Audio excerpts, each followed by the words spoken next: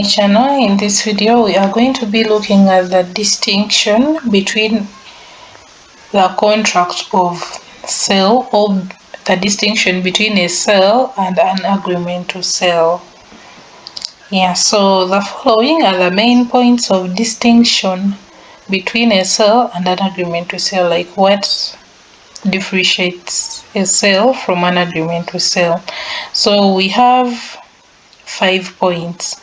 We have the point of transfer of property or ownership, then we have the point of risk of loss, then we have the consequences of breach, then we have the rate of resale, then the insolvency of the buyer before he pays for the goods.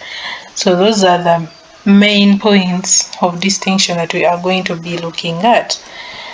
These are the points that differentiate a sale from an agreement to sell. So we shall start with the transfer of property. So in a sale, ownership of goods passes to the buyer immediately when the contract is made. The buyer has full ownership. So that is the sale. The property in the goods passes immediately to the buyer at the time of making the contract or at the time of the execution of the contract.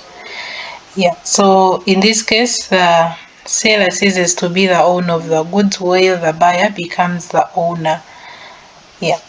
So that is for the sale. Then in an agreement to sell, ownership is not transferred immediately. It transfers later, either when conditions are met or at an agreed time. So in an agreement to sell, ownership is not transferred immediately.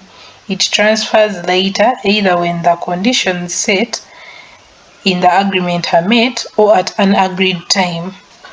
So there is no immediate transfer of ownership to the buyer at the time of making or at the time of the execution of the contract. So that is the first distinction of transfer of property or ownership. In a sale, property or ownership of the goods passes to the buyer immediately when the contract is made. Agreement to sell, ownership is not transferred immediately. It transfers later, either when the conditions are met or at an agreed time. Then we have the risk of loss. So the general rule is that unless otherwise agreed upon by the parties, the risk of loss passes with property. So when property passes to another party, even the risk of loss also passes.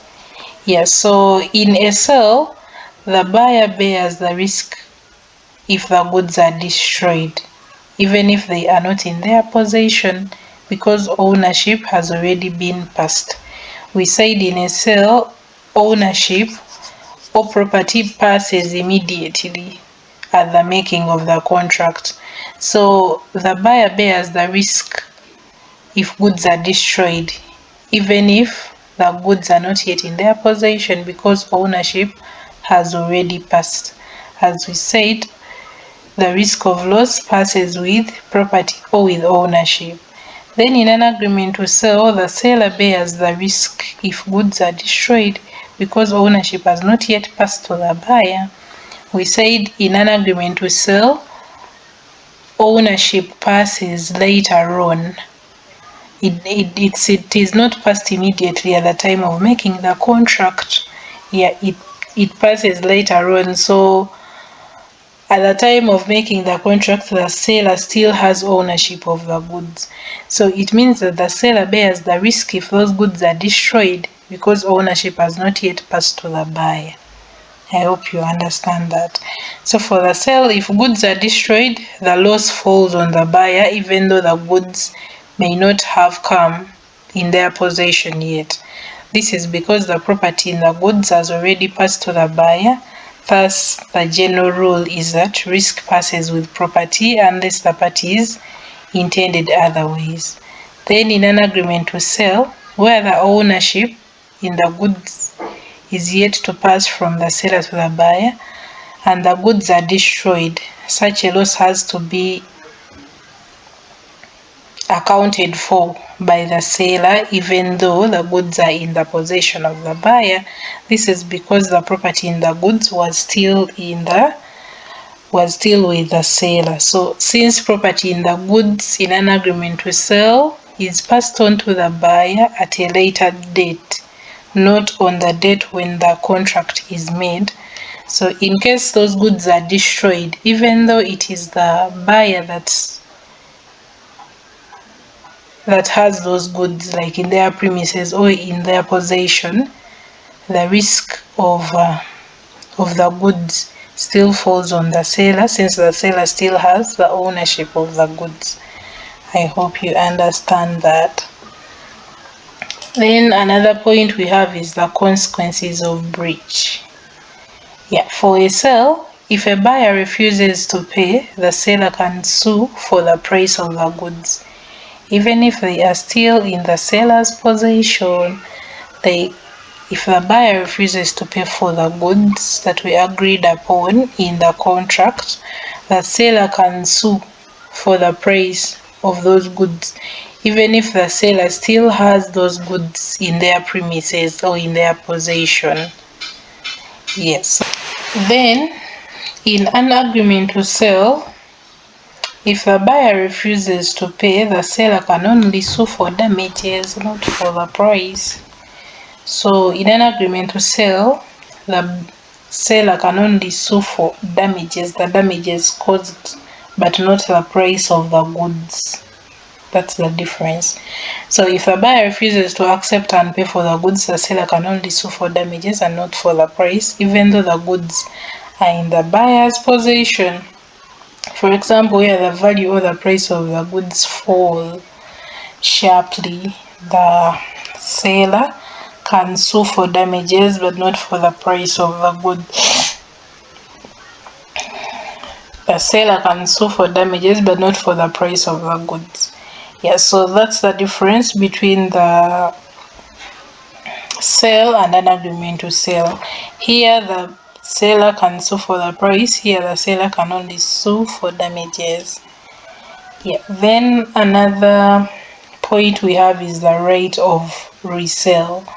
So for the sale, the seller cannot resell the goods. If they do, the original buyer can recover the goods or sue for breach of contract, unless the resale was done in good faith by the new buyer. So the seller cannot resell the goods. If they do, the buyer can recover the goods or they can sue for breach of contract. That is in a sale.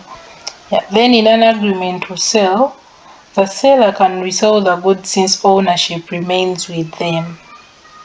The original buyer can only sue for breach of contract. So in a sale, the seller cannot resell the goods, and in case they do, the original buyer can recover the goods or sue for breach of contract. Then in an agreement to sell, the seller can resell the goods since ownership remains with them. The original buyer can only sue for breach of contract. Another point we have is the insolvency of the buyer before he pays for the goods. So in case of a sale, the seller will be required to deliver the goods to the official receiver. They are supposed to deliver even though the buyer is insolvent, because property or ownership had already passed from the seller to the buyer at the time of the contract. Then in case of an agreement to sell, the seller may refuse to deliver the goods to the official receiver unless they have paid for it, since in an agreement to sell, ownership of the goods remains with the seller.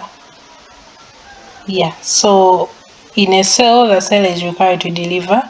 In an agreement to sell, the seller may refuse to deliver. However, Section 55 of the Sale of Goods and Supply of Services Act provides that if the buyer becomes insolvent, the unpaid seller who has already handed over the goods to the courier or the transporter has the right to stop the goods in transit. The seller can stop the delivery of the goods while they are still in transit, are still on their way. and they also have the right to resume the possession. The seller can take back the goods from the transporter, then they can retain the goods. The seller can hold on to those goods until the buyer makes the payment or offers the price. So this ensures that the unpaid seller is protected when dealing with an insolvent buyer. So in case the seller has already handed over the goods to the transporter and learns that the buyer is insolvent, they have the right to stop the transit, resume possession, and then retain the goods. So we also have the cases when it is the seller that is insolvent. It is the seller that is bankrupt. Like the seller, the buyer has already paid for the goods, but the seller cannot deliver the goods because they don't have the money, they don't have stock. So if the seller is insolvent or bankrupt, in case of a sale, if the seller becomes insolvent, the buyer can recover the goods because ownership has already passed to them. That is in case of a sale, the buyer can recover the goods. But in case of an agreement to sell, the buyer can only claim as a creditor because ownership remains with the seller. In case of an agreement to sell, the buyer can only claim as a creditor. They can only claim their money back because ownership remains with the seller. In case of a sale, the buyer can recover the goods because ownership has already passed to them at the time of making the contract. So that is the distinction between a sale and an agreement to sell. Thanks for watching. Do not forget to subscribe, like, comment, share with your friends. Let's catch up in my next video.